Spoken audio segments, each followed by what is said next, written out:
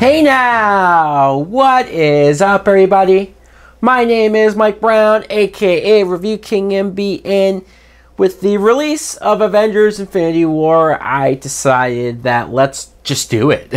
Let's rank the Marvel MCU films from least favorite to my favorite. So obviously this list will be objective to me, myself, and I. But let's jump right into it. At number 19. So this is what I think is the worst. And not a bad movie, not terrible, but Iron Man 3 is my least favorite for reasons that you could probably figure out. I hate, still, after all these years, I hate that Mandarin twist. I do. I was so hyped. I was so excited to see Iron Man 3. I was so taken with their version of the Mandarin and him being a terrorist, and just I loved that idea. And then to see what they did there in the theaters, I was so deflated. I was so just like, what the fuck? Number 18, The Incredible Hulk. I want to have this higher because I do appreciate this movie. I do appreciate the fact that they didn't just redo the Hulk's origin all over again. They did it in the opening credits. That's the way that you do it. But the movie is actually about Bruce Banner running from the military and trying to develop a cure for himself. Edward Norton, who never came back as the character, he still gives a good performance. I guess it's just at the end of the day, we haven't seen Liv Tyler. There's so much about this movie that feels isolated. It doesn't feel as much connected like it really happened part of the MCU. I guess it just doesn't feel as important as it should be, being the second one of the series.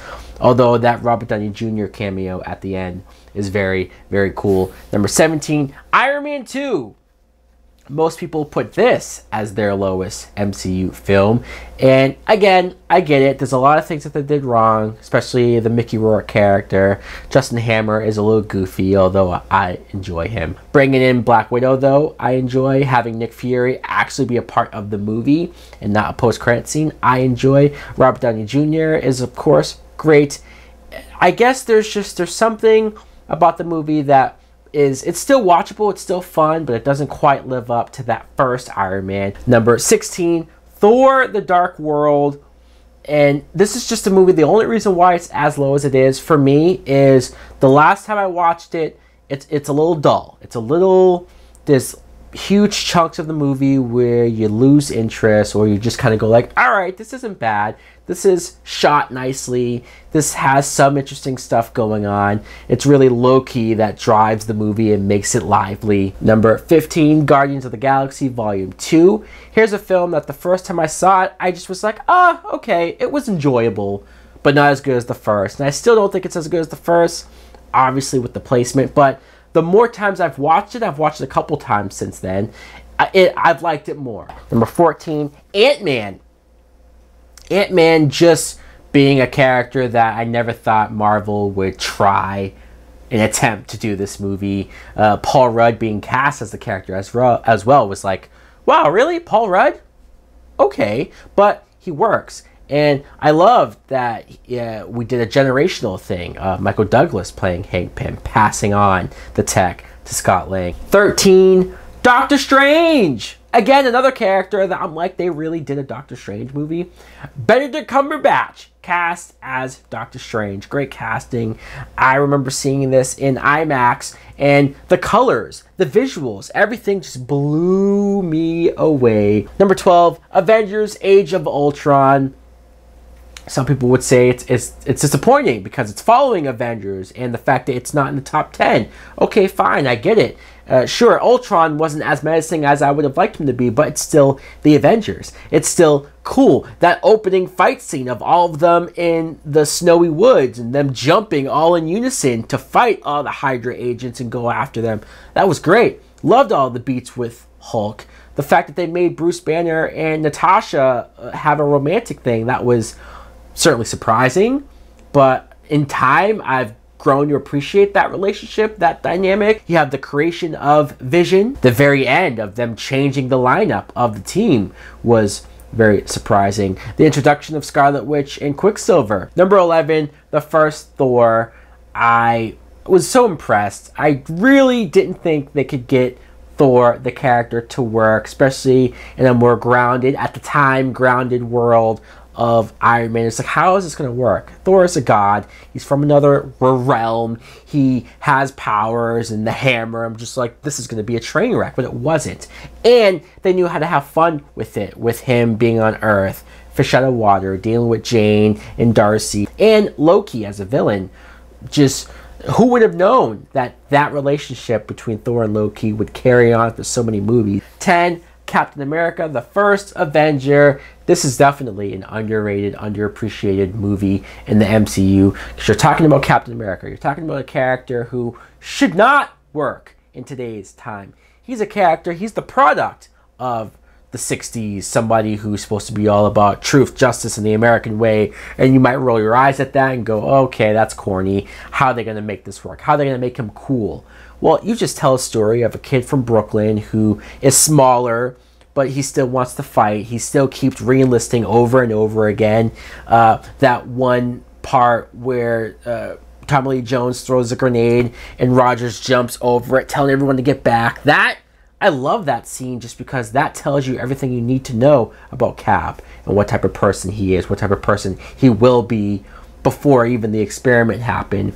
And then in the experiment, he's big, huge, and him going after Red Skull, his relationship with Peggy. The love story of Peggy is the most tragic love story of the MCU. That ending of them not getting their dance, it gets me every single time.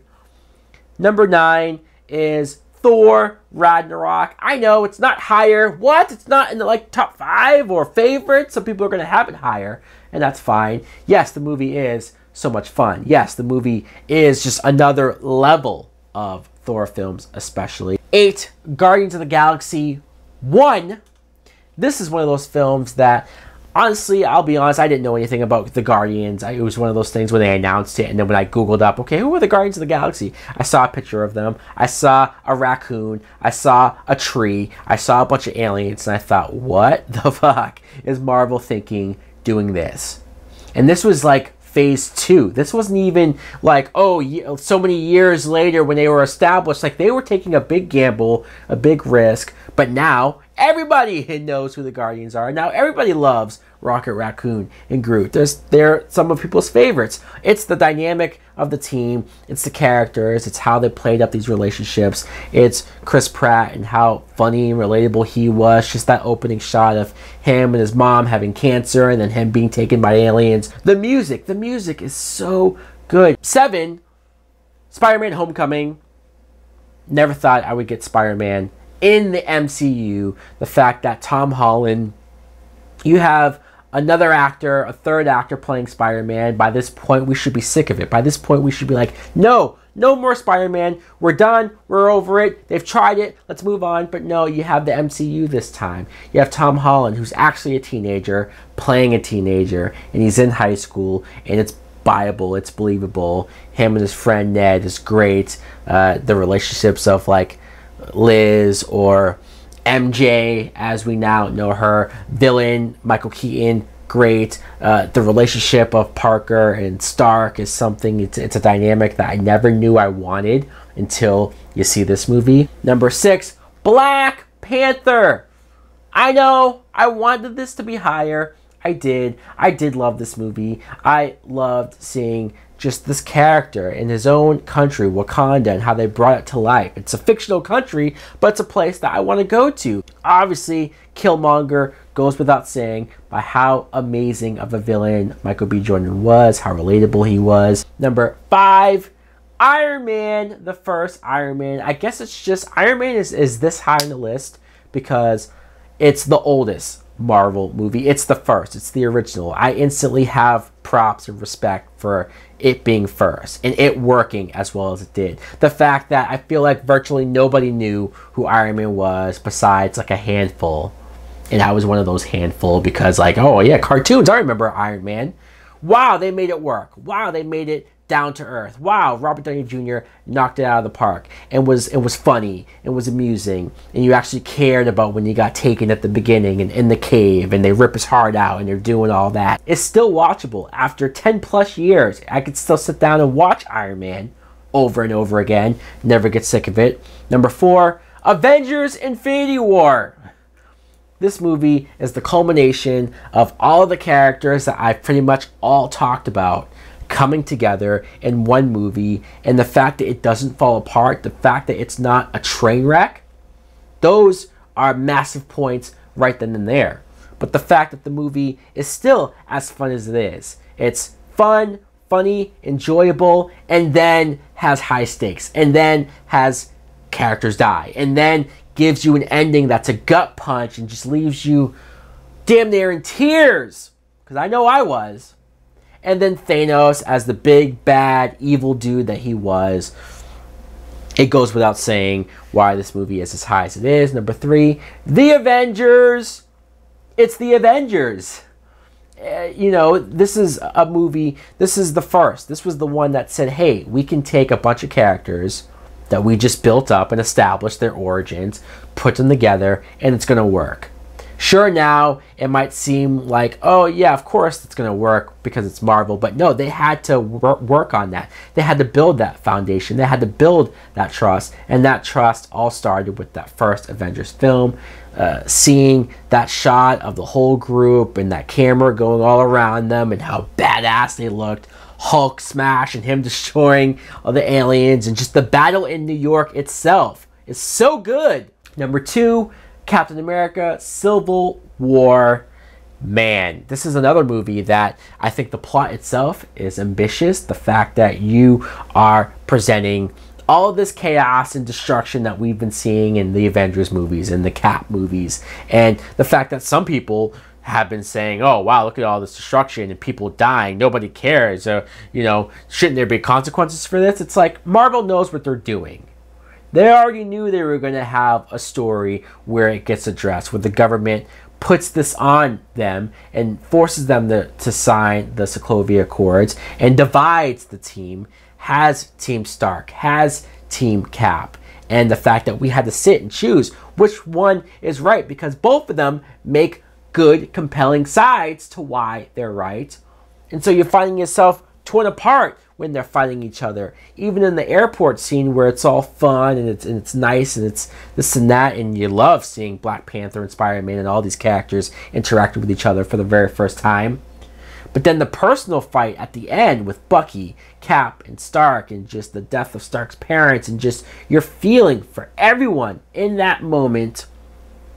But my my number 1 favorite Marvel movie is still Captain America, the Winter Soldier. I just think the way this movie is presented, the way how the story is told, the way how the Russo brothers gave you this somewhat dark, somewhat serious, but also Marvel fun, how it takes a character like Cap, still makes him relevant, still makes him true to himself, having to deal with Nick Fury and the chicanery going on there. Black Widow playing a big important part. Introduction of Falcon Anthony Mackie. I love his friendship beginning with Cap in this movie. And just the jokes of Cap having to write down things that he needs to catch up on and watch. Star Wars, Star Trek, music, all of this stuff. And the twist of S.H.I.E.L.D. having Hydra members for years and decades upon decades. That twist shocked me to the core when I first saw it, and still is shocking and surprising and bold that they were willing to change the course of the MCU as we knew it.